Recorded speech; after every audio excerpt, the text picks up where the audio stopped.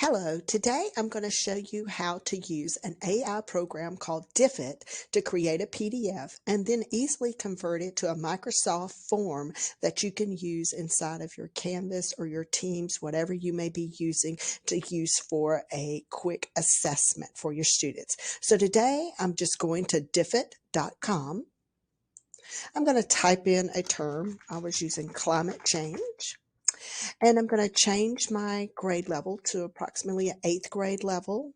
And I'm going to keep my language as English, but if I needed to, I can actually change it over to Spanish or any of the other languages that are available for any student I may need. And I'm going to click Generate Resources. You can be as specific as you want. If you have an article or a video that you're pulling from, that's fine as well, or any other information.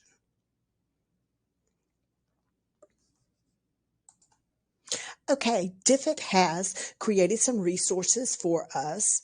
Notice they have an adaptive reading passage that's at an 8th grade level. We could translate it if we wanted to. A quick summary, key vocabulary, multiple choice questions, short answer questions, and open-ended prompts. For today's purposes, I just use something generic so that we can actually go in and look at the multiple choice and just some short answer questions. You can use those.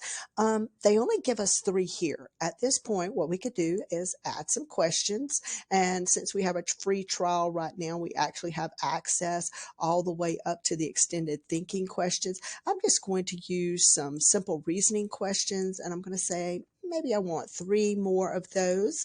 It'll click generate. We'll add those questions for us. Now we have 6 questions there. If I want to show the answers to ensure that they are correct, I could take a look at this. As a teacher, you always want to do this to make sure that it did not create some information for you. If I want to add some more questions, I could actually go in and I could create my own questions if I want to, but I think we're good where we are. What I want to do is, instead of having to copy these and go over to Microsoft Forms, we're going to simply go to Get Student Activities. And I'm going to go to Print or Save as a PDF. And I simply want the short answer and my multiple choice questions. I'm going to save it as a PDF. Click Save.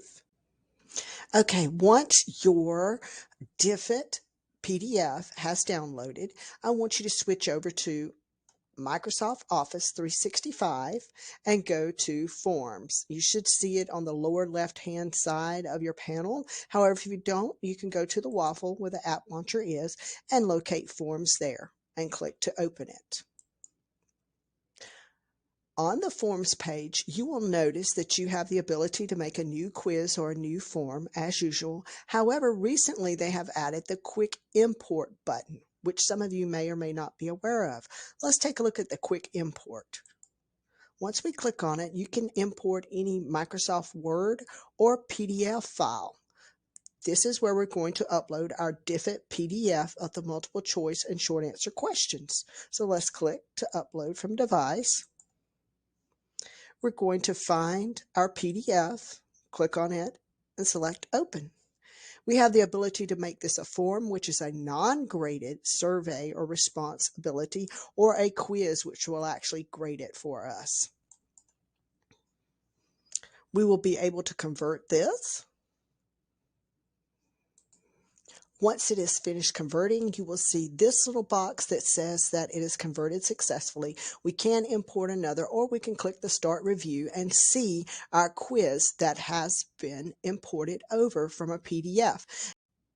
So here is the Diffit quiz that we just imported over from a PDF into Microsoft Forms. Notice we have our multiple choice questions with the correct answers marked. And we also have our short answer questions. So you didn't have to go in and copy and paste each thing like you would normally have to do if you wanted to do it. It's already converted for you. With Microsoft products, again, you can lock down the security and the settings. All of that is there for you, as well as all of the wonderful accessibility options that you have. So if we go into the preview, you can take a look and notice you have your ability to have the immersive reader here for the student. So if we click on that, any student that may need this actual document read to them can have it read to them. You can change the speed and the voice or 1. not. What is the main cause of class? In addition, if you go in, you can go to the reading preferences and notice you can translate to all the different languages for a student. I chose Spanish, Latin American, and I'm clicking the document, so the entire document will be read in Spanish to the students if they need this. You can do line by line or show 3 rows of text, whatever works best for the student. 1. ¿Cuál es la principal causa del cambio climático?